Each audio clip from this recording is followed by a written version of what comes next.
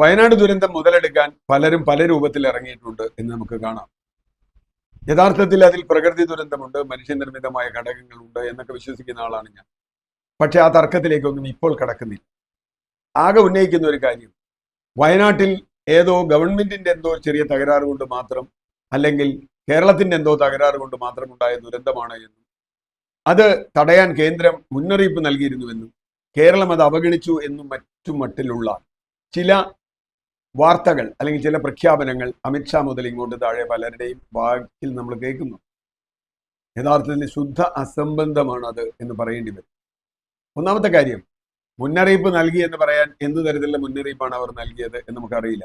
മഴയുടെ മുന്നറിയിപ്പ് നൽകുന്നതിൽ പ്രത്യേകിച്ച് ഒരു കാര്യവുമില്ല. മഴ പെയ്താൽ എവിടെ ഉരുൾപൊട്ടും എവിടെ പൊട്ടില്ല എന്നൊന്നും അവർക്ക് പറയാൻ കഴിയില്ല. അതിനുള്ള വിവരം അവരുടെ കയ്യിൽ ഇല്ലാതാണ്. കേരളത്തിന്റെ ഡിസാസ്റ്റർ സംബന്ധിച്ച ഏതെങ്കിലും തരത്തിലുള്ള ഒരു പഠനം കേന്ദ്ര സർക്കാർ ഇതുവരെ നടത്തിയതായി നമുക്കറിയില്ല.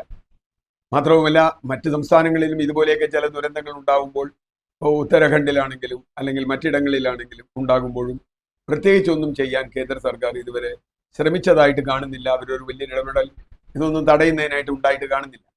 കേരള സർക്കാരിന് തെറ്റുപറ്റിയെങ്കിൽ അക്കാര്യം വേറെ ചർച്ച ചെയ്യണം. അത് നമുക്ക് പരിഹരിക്കപ്പെടണം. കാരണം അത് തെറ്റ് എന്ന് പറയാനല്ല, ആരോപണം ഉന്നയിക്കാൻ മാത്രമല്ല, ഇനിയും നിരവധി പ്രദേശങ്ങളിൽ ഇത്തരം പ്രശ്നങ്ങൾ ഉണ്ടാവാം. മഴ ഇനിയും കൂടാനാണ് സാധ്യത.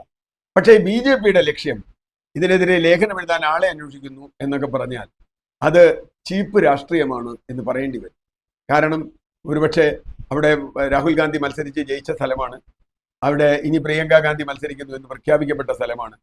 അങ്ങനെ ഒരു സ്ഥലത്ത് വന്ന് പറ്റുന്ന രാഷ്ട്രീയ മുതലെടുപ്പ് നടത്തുക എന്ന ലക്ഷ്യമാണ് യഥാർത്ഥത്തിൽ ഇപ്പോൾ ഉള്ളത് എന്ന് തോന്നുന്നു. ഇത്തരം ഒരു ദുരന്തത്തിന് മുമ്പിൽ അങ്ങനെ ഒരു രാഷ്ട്രീയ മുതലെടുപ്പ് നടത്തുന്നതിനോട് ഒരു കാരണവശാലും നമുക്ക് യോജിക്കാൻ കഴിയില്ല. കാരണം അതല്ല കേരളം ഇപ്പോൾ ആവശ്യപ്പെടുന്നത്. നമുക്ക് എന്ത് തരത്തിലുള്ള സഹായമാണ് നൽകിയത്? ഇപ്പൊ സൈന്യം വന്നു, തീർച്ചയായും സൈന്യം വന്നത് കേന്ദ്ര സർക്കാരിന്റെ ഭാഗമായാണ് സൈന്യം വന്നത്, അതിന് തെറ്റൊന്നുമില്ല. പക്ഷെ സൈന്യം ഇങ്ങനെ ഒരു ഘട്ടത്തിൽ വരുന്നത് ഏതെങ്കിലും സർക്കാരിന്റെ ഔദാര്യമോ അല്ലെങ്കിൽ മോഡി സർക്കാരിന്റെ ഒരു പ്രത്യേക കനിവോ ഒന്നുമായിട്ട് നമുക്ക് കാണാൻ പറ്റില്ല. അത് ഏത് സ്ഥലത്തും ഇത്രയും വലിയൊരു ദുരന്തത്തിൽ സൈന്യം വരിക എന്നത് നല്ല കാര്യമാണ്, അനിവാര്യമായൊരു കാര്യമാണ്. സൈന്യം അവരുടെ പണി നന്നായി ചെയ്തിട്ടുണ്ട് എന്ന കാര്യത്തിൽ ഒരു തർക്കമില്ല. അത് കേന്ദ്രത്തിൽ മോഡി സർക്കാരാണെങ്കിലും അല്ലെങ്കിലും സൈന്യം ഇത് ചെയ്യും എന്ന് തന്നെയാണ് നമ്മുടെ കാലത്തെ അനുഭവം. അതുകൊണ്ട് കേന്ദ്ര സർക്കാരിന് ഇതിൽ പ്രത്യേകിച്ച് ഒന്നും പറയാനില്ല.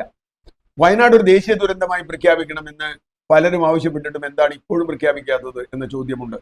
ദേശീയ ദുരന്തമായി പ്രഖ്യാപിച്ചാൽ അതിന് മറ്റ് പലതരത്തിലുള്ള അതിന്റെ റീഹാബിലിറ്റേഷനും മറ്റ് സ്റ്റഡികൾക്കും ഒക്കെ ഒരുപാട് സാധ്യതകളുണ്ട്. അതെന്തുകൊണ്ടാണ് കേന്ദ്രം ഇതുവരെ പറയാത്തതെന്ന് നമുക്കറിയില്ല. കേരളത്തിൽ ആദ്യമായി BJPക്ക് താമര വിരിയിച്ച് മന്ത്രിയായി പോയ ഒരാളുണ്ടല്ലോ, സുരേഷ് ഗോപി. ബാക്കി എല്ലാത്തിലും അദ്ദേഹത്തെ കാണാലോ. എന്തേ അദ്ദേഹം 5ാമത്തെ ദിവസമാണ് വയനാട് ദുരന്തം അറിഞ്ഞത് എന്നാണ് ഒരു ക്ലിപ്പിൽ നിന്ന് ഞാൻ കേട്ടത്. ഇതിലും പരം ചിരിക്കാൻ ഇദ്ദേഹം കിടന്ന് ഉറങ്ങായിരുന്നു 4 ദിവസം. ഇദ്ദേഹം കിടന്ന് ഉറങ്ങാത്തൊരു മനുഷ്യന് ഇന്ത്യയിൽ എന്നല്ല ലോകത്തിന്റെ ഏത് ഭാഗത്തും, നിങ്ങൾ ഇംഗ്ലീഷ് ചാനൽ കണ്ടോളൂ, ഹിന്ദി ചാനൽ കണ്ടോളൂ, മലയാളം ചാനൽ കണ്ടോളൂ, ഏതെങ്കിലും പത്രം വായിച്ചോളൂ, വയനാട്ടിലെ ദുരന്തം അറിഞ്ഞില്ല, ഞാനൊന്നും കേട്ടില്ല എന്ന് സിനിമയില് നെടുമുടി വേണുവൊക്കെ പറയുന്ന ഒരു ഡയലോഗ് ഉണ്ട്. ആരും പറഞ്ഞില്ല, ഞാൻ കേട്ടില്ല എന്നൊക്കെ. ആ ഡയലോഗ് ഇങ്ങനെ പറഞ്ഞിരിക്കലാണോ കേന്ദ്രമന്ത്രിയുടെ ഒരു ജോലി? കേന്ദ്രമന്ത്രി എന്ന നിലയിൽ അദ്ദേഹം BJPക്കാരനായാൽ പോലും BJPക്കാർ പോലും ഇതിനേക്കാൾ നന്നായി പ്രതികരിക്കും. അദ്ദേഹം BJPക്കാരനേക്കാൾ താഴ്ന്ന ആളായി പോയോ എന്നൊരു സംശയം നമുക്കുണ്ട്. കാരണം ജോർജ് കുര്യൻ അവിടെ വരികയെങ്കിലും ചെയ്യും. സുരേഷ് ഗോപിയോട് വരണോ വരണ്ടോ എന്നുള്ളതല്ല ചോദ്യം. ആൾ വരിക, ഞാൻ അതിനെപ്പറ്റി തർക്കിക്കുന്നില്ല. പക്ഷേ എന്താണ് അദ്ദേഹം ചെയ്തത്? ഇങ്ങനൊരു ദുരന്തം ഉണ്ടാകുമ്പോൾ അദ്ദേഹം ഏത് തരത്തിൽ ഇടപെടലാണ് ഉണ്ടായത്? യഥാർത്ഥത്തിൽ കേരളത്തിൽ പട്ടാളം വരണമെങ്കിൽ ആദ്യം ആവശ്യപ്പെടുന്നത് സുരേഷ് ഗോപിയാണ്. മുഖ്യമന്ത്രി ആവശ്യപ്പെടുന്നതിന് മുമ്പ് സുരേഷ് ഗോപിക്ക് ആവശ്യപ്പെടാം. കാരണം എന്താ? അദ്ദേഹം കേന്ദ്രമന്ത്രിയാണ്. എനിക്ക് എന്റെ ജനത, എന്റെ സംസ്ഥാനത്തെ ജനത ഇങ്ങനെ ദുരന്തത്തിലാവുന്നതിന് അതിന്റെ ശാസ്ത്രം പഠിക്കാൻ ആളെ വിട്ട് അതിനെപ്പറ്റി ലേഖനം എഴുതിക്കാനൊക്കെ ശ്രമിക്കുന്നതിന് പകരം തങ്ങളുടെ മന്ത്രി ഇവിടെ എന്തു ചെയ്തു എന്നൊരു ചോദ്യം പ്രധാനമന്ത്രി മോഡിയും അമിത്ഷായും ചോദിച്ചാൽ നല്ലത്. കാരണം ഇതെല്ലാം ജനങ്ങൾ കണ്ടുകൊണ്ടിരിക്കുകയാണ്.